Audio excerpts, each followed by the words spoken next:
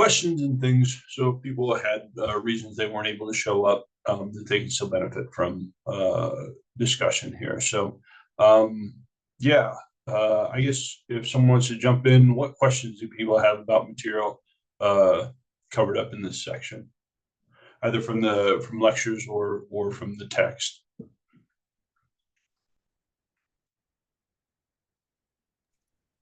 I had a question on Yeah. the thinking lesson, 26. I was wondering if you could go into a little more detail on comparing and contrasting different forms of thinking. Different forms of thinking. Yeah. So, um, yeah, everybody can see my screen, right? What's going on here? Yeah, we can. Okay, cool. So, just if we're going through and studying this from like a psychological science standpoint, and this is a lot of cognitive psychology. Um, Thinking overall is just sort of what's going on in our head, right? Sort of manipulating information, things like that. But we can sort of break it down into different types, right? So if I'm thinking about like reasoning, this is I've got some sort of problem and I'm trying to go through and solve it, right? So I'm going through and trying to take information that's available to me, information from my own knowledge to go through and try and kind of work through a problem, right? If you have some sort of puzzle or something like that that you're trying to like work through and understand, that's going to be an example of reasoning. Okay, judgment. This is generally going through and talking less about reasoning, but more about like how do I feel about stuff, right? Am I for this? Do I like this? What are my thoughts about this position? It's less about like trying to solve a problem, more so is trying to understand kind of what you feel about or what your beliefs are about some type of thing. Okay. Going through and developing judgments or opinions about people, events, sort of information, things along those lines. Okay. Decision making is just choosing between alternatives. You've got this one or that one, right? Which one do I go through and how do I make a decision on sort of which path I want to take, right? So again, all kind of interrelated, but tending to have like a different focus. Reasoning, that's to sort of kind of solve a problem and to try and sort of take information that's available to you to come to a solution. Judgment, we're forming opinions, right? And beliefs about something. Decision making, we've got sort of point or choice A, choice B, and trying to sort that stuff out there. Okay, does that help, Lauren, in terms of getting that squared away? Yeah, that was helpful. I have another question if that's Yeah. okay. This one's from a different lecture though. It's on Okay. from 31, which is I think the traits of personality lecture. Okay. Um, Uh, It's 31. Yeah. Yeah. Okay. um and it was just how do the traits of the big five compare to the big three? Yeah. So, what do you see? What's similar across the big five and the big three, Lauren? There's like those couple traits that are like those two traits. And Yeah. then yeah, extroversion and psychoticism, right? Extroversion and No, extroversion and neurotic, yeah. Sorry. neuroticism, right? Extroversion and neuroticism. These are kind of like two main ones that kind of carry through these different theories, right? Again, extroversion being so your person's tendency to be outgoing, sociable, things along those lines. Neuroticism is sensitivity to negative emotion and sort of anxiety, things along those lines, right? Now, the big difference between, or one of the big differences between Eysenk's big three and McCrae and Costa's big five. Obviously, there's a different number of traits, but remember that Eysenck was trying to go through and tie these different personality characteristics to different physiological symptoms, like central nervous system, like brain functioning types of symptoms. Okay. Remember, we had talked about in Eysenck's version of this extroversion, people who are low in extroversion, right? Those folks who are maybe a little bit more withdrawn, less willing to sort of go sort of out. The idea is that these people have really high levels of cortical activity, meaning that I'm sort of overshot my mark in terms of what's optimal and comfortable. And so if I have high levels of cortical activity, my goal is then to sort of kind of like withdraw and stay out of the fray, so to speak, right? Because what I want to do is kind of bring that level down. People who are high in extroversion, on the other hand, these are folks who are going out and are hypothesized in this model to have low levels of cortical activity. And so what I'm trying to do is I'm trying to go out to engage and to kind of raise that up to an optimal level. Okay. Neuroticism and Isaac's big three tied into like punishment systems, right? So different tracks in the brain that are sensitive to sort of different types of stress and punishment and things along those lines. So think about individual differences. Some people very, very sensitive to punishment. Like if you look at them sideways, you know, that behavior is going to extinguish because they don't want to be looked at sideways. Some people, you can look at them sideways, you can tell them to knock it off, yell at them, and it's still going to continue because they're just not sensitive to sort of that type of thing. That's kind of what sort of those neurological pathways were hypothesized to underlie neuroticism. Okay. And then psychoticism, this is sort of impulsivity, sort of aggression types of fight or flight types of systems going on with Isaac's big three. So the big thing there, some similar traits, but the idea is like trying to go through and tie these into some central nervous system functioning. Okay. Now, a cool part of the theory, right, and the strength of the theory, data doesn't really support that. And so when we get up to and we graduate in the big five, we still have extroversion and neuroticism, right? But now we've got openness as a trait, conscientiousness and agreeableness. And McCrae and Costa don't try and tie these traits to any like type of system, right? They don't have opinions, or part of the theory is not about where these are coming from. It's just that they are, right? And so that's one of the criticisms, weaknesses of the big five relative to the big three. Isaac, like the underlying mechanisms and biological substrates, we don't have a lot of evidence that that's probably exactly what's going on, but at least it's a model that's trying to incorporate that. Big five is kind of agnostic on where these are coming from, but it's just saying these are the basic building blocks. Okay, yeah, that was helpful. Thank you. To get squared away. Cool. Other questions that people have?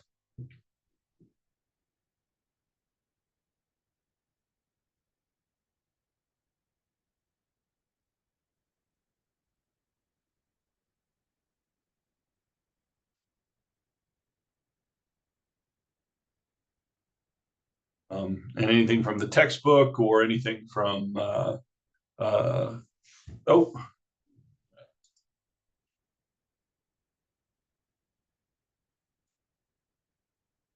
hey Rowan, sorry I didn't see you there.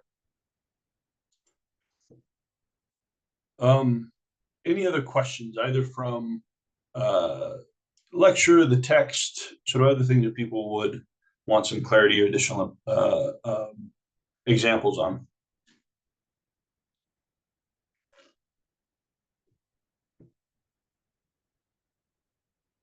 We got something in chat. Okay. Carroll's hierarchical model. Yeah, we can do that.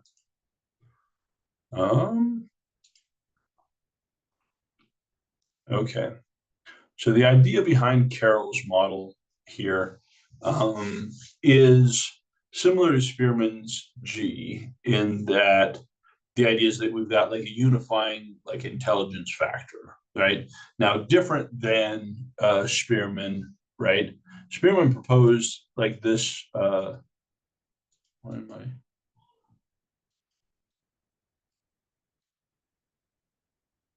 I? Okay. Spearman's proposing just a general G factor, a general intelligence factor that's going down through and driving performance on these individual tasks that we see in these types of evaluations. But the idea in Spearman's, and again, this was like one of like the original theories on intelligence. Spearman was thinking about like G as an actual like physical strength, like a muscle type of thing, like something that was actually like physically real, right? What we know is that in Carroll's hierarchical model, it's suggesting that, yeah, there is this overriding intelligence factor that's going on, It's just not like a real like physical thing, like something that I could see with my eyeballs, right? I can go through and I can measure it indirectly through performance on different tasks and some statistical analyses and things like that. But it's not like a literal like strength or um, some like neurological thing that I can observe. Okay.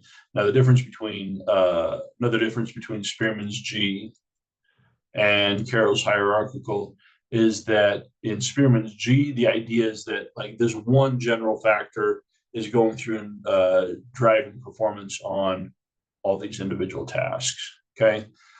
Carroll's model is saying what actually happens is this G factor is composed of these 8 different domains. Okay. And these domains are all kind of interrelated with one another to a high degree, but they're all kind of separate, slightly different things. Okay.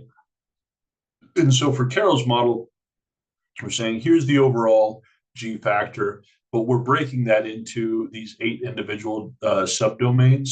And then these individual subdomains is what's going through and driving performance that we're seeing on these individual tasks. Okay. And you don't need to know what all these individual things are, just kind of know generally the model and kind of how it works. Does that help, Sarah?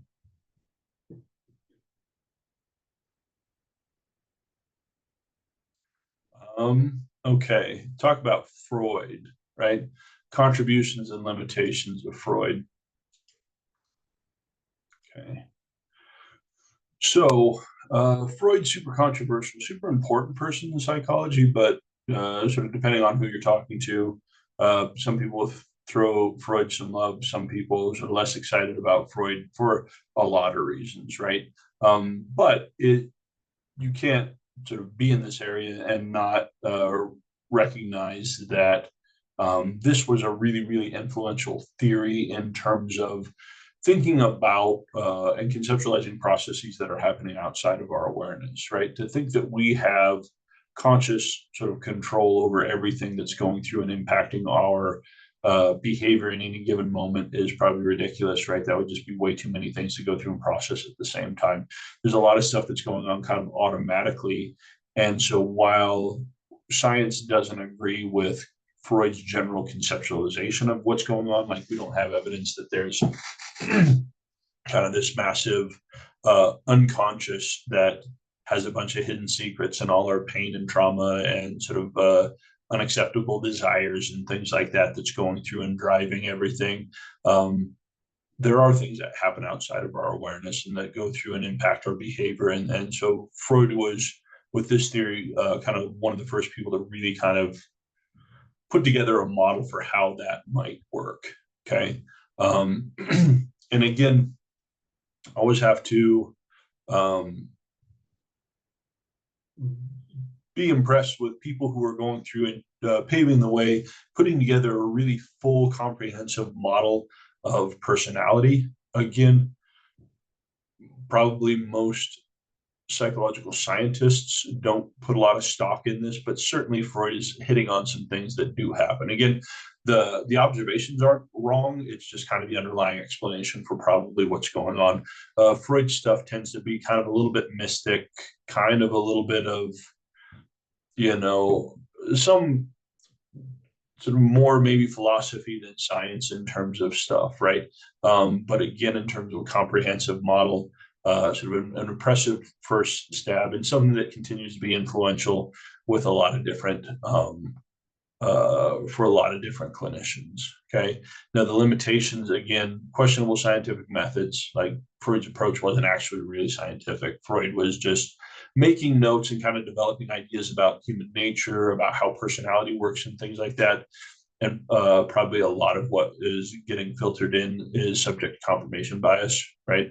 That's been a different lecture here, but thinking about our tendency to see what we want to see, to latch on to information that's consistent with my belief system, and things that are contrary to that, I go ahead and ignore that or sort of don't sort of process that in or dismiss it somehow. Probably a lot of what's going on with sort of Freud's development of things. Early stuff was really, really kind of focused on sexuality, sexual impulses. This libido, sex drive was really kind of one of the main things that Freud identified as driving all sorts of behavior, even behavior that we wouldn't think about as being related to sex.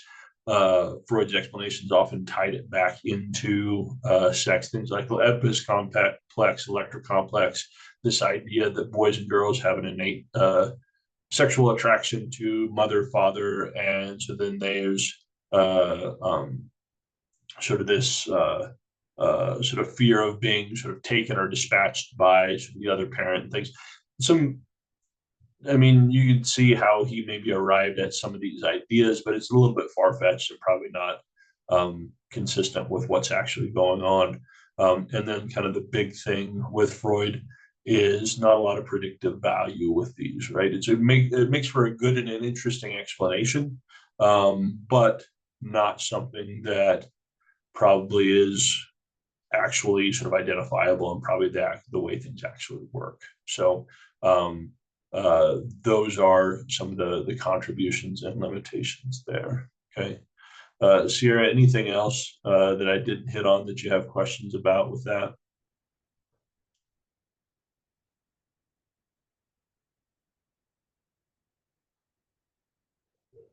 No?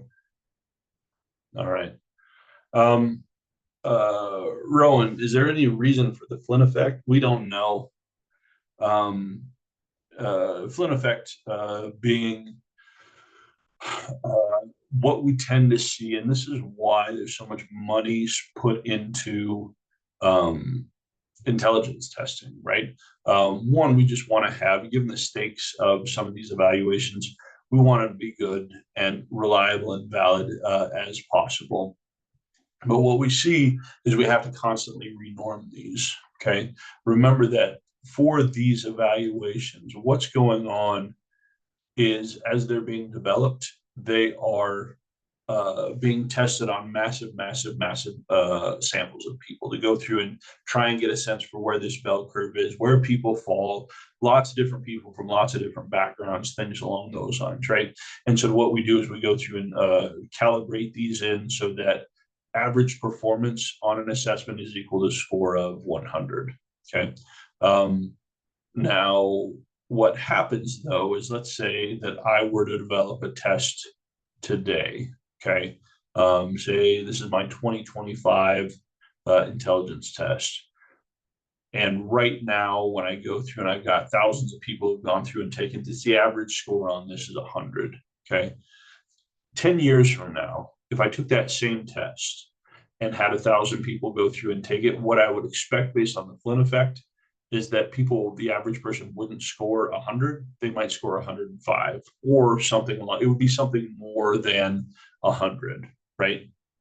And what we see is people tend to, so we were seeing kind of continuing increasing performance on these types of tasks, and we don't really understand why that is, right? It could be sort of improvements in education, greater access to information. You know, these are things that are probably related to the increasing scores, the creeping scores that we see, but we don't really know exactly why. Some different hypotheses and things along those lines, but it's an interesting phenomenon and really makes it critical that people are taking modern, up-to-date assessments, right? So if someone were to go through and give you an assessment that was like normed in the 80s or something like that, that wouldn't be valid because everything's creeped up. That's no longer a valid assessment. So what they have to do is continually go through, update these, which is a lot of work. It also is a lot of money. And so that's some stuff that kind of goes in there. Okay. Rowan, does that cover your bases on Flynn effect? Cool. Awesome. All right, Emery, talking about Freud, structure of personality, id, ego, and superego, for sure. All right. What we're looking at here is this idea that there are kind of differing levels of consciousness within Freud's model. Right now, what you're doing, what we're all experiencing, would be part of your conscious mind, right? Like you're listening to me, you're hearing what I'm saying, you're kind of processing, you're paying attention to whatever you're doing there. This is the conscious mind. Okay. Um, just below that, right, the stuff that's happening outside of your awareness, but things that you can go through and check in on. This is what's going to be Freud talked about as your pre-conscious mind. This is stuff that's not currently online, but it's right there. You can go back through and grab it, pick it up, and things along those lines, right? If I went through and asked you right now, everybody, close your eyes and think about your kindergarten classroom, right? All of you close your eyes and probably think about some things, or your teachers or classmates, things along those lines that you can remember from kindergarten, right? That wasn't currently what you were thinking about, probably until I asked you to get that. But then you can go through and retrieve it and sort of pull things up. Okay. Um, what's down below that, Freud proposed, was your unconscious mind. This is stuff that's not accessible. This is all the experiences, like your entire life history, stuff that is forgotten and sort of in Freud's model is suppressed down, sort of painful, embarrassing things that are too hard to admit to yourself, much less sort of keep up in your sort of active memory. All that's been pushed down into your unconscious. Okay. And the unconscious is massive. This is the thing that drives the whole system, right? And we can't see the unconscious directly. I can't ask you to go through and access your unconscious and like think about, hey, what's going on in my unconscious? You can't. It's not. You can't get there, right? But what we do see is we see if I guess again from a Freudian perspective, this idea is what we could do is we could go through and if I had you talk about your dreams, right? You start talking about, oh, this happened or I saw this person, all of a sudden I'm flying, or this crazy thing happened, right? The idea is that that's those, your dreams are symbolic content of your unconscious, right? Other things like slips of the tongue, if you are under hypnosis, things you might do or say, projective tests, right? Like the Rorschach ink blot stuff, like these types of like, here's just a random ink blob. What do you see? Your interpretation of that is thought to sort of be tapping into your unconscious mind. Okay. Um, now, when we're thinking about kind of these pieces of id, ego, and superego, okay, remember that id is sort of your maniac, sort of like pleasure driven uh sort of part of your consciousness, right? Or part of your personality. The id is the thing that wants to go through, only do the stuff that is maximally pleasurable. Anything that has to do with pain or uncomfort or sort of like paying attention, all that is out the window. It only wants to go through and do stuff that is right now immediately gratifying and pleasurable and exciting to me, right? So sitting through Psych 1000 lectures is sort of not what the id wants to do. It wants to go out and sort of do anything that is feels good, is exciting, is not boring. Like that's what it is about. It wants what it wants right now and is not interested in waiting. Okay. On the other hand, you got superego. Okay. Superego is, if it is the devil on your shoulder, superego is the angel. Okay. Superego is determined by society. It's all the societal rules. It's kind of what's proper, what's appropriate, like what's our highest ideals that we as human beings have expected from people, which all sounds nice, except for superego is not realistic. If it is sort of a maniac that's going to get you in trouble, superego is the extreme sort of like very, very rigid, unrealistic expectations for yourself, other people, things along those lines, right? So on one hand, if it has too much power in this system, it's going to take you off base in obvious ways, and that's not going to be good. But if superego has too much, then you're going to just feel bad and anxious about yourself because you're never living up to exactly sort of societal expectations, what you should be doing, always striving for the best and never quite reaching that. So there's a lot of anxiety and angst and stuff like that if superego has too much control. Ego is the person in the middle, right? If you've got it is the devil, superego is the angel, Ego is the one who's trying to sort of manage the two, right? Ego is working on a reality principle. Ego says like, well, certainly we need to have fun and sort of do that, but then also we can't get thrown out of our apartment and lose all our friends because we've been running around like a maniac. Certainly we should try and do well in school and sort of adhere to what we think other people expect from us, so on and so forth. And also we can't do that all the time. Okay. So ego is kind of the one in between those two, trying to balance things out. So in Freud's model, what we would hope for is your ego is getting most of the power. Remember that Freud proposed this as kind of a hydraulic system, in that sort of is sort of one element sort of gets more power, so the power available to the other ones drops, right? So what we want is kind of a balance, and what we want is ego to be in charge of stuff. If ego is not in charge, it means either it's sort of got too much, superego's got too much, and then we're out of whack, and then we're having sort of difficulties and things along those lines. Okay. Now, in terms of the structure, ego, superego, these are kind of things that are sort of happening at the conscious level or at the pre-conscious level, things we can go through and identify. The id, right? Remember that id is everything that is immoral, illogical, it's unconscious. You're just like driven by seeking pleasure, avoiding pain.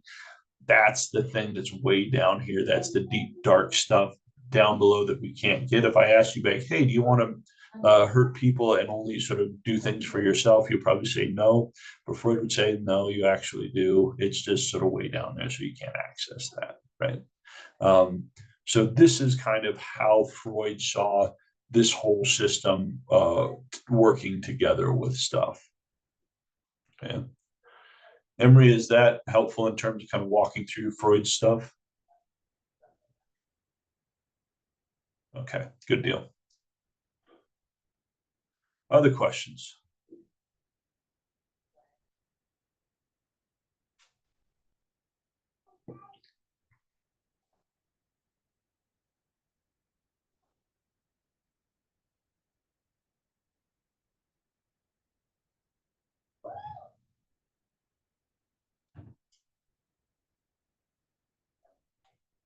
Anything else?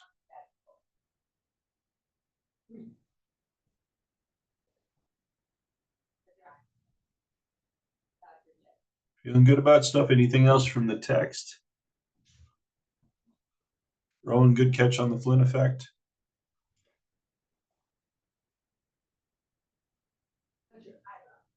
All right. Going once. Going twice. All right, cool.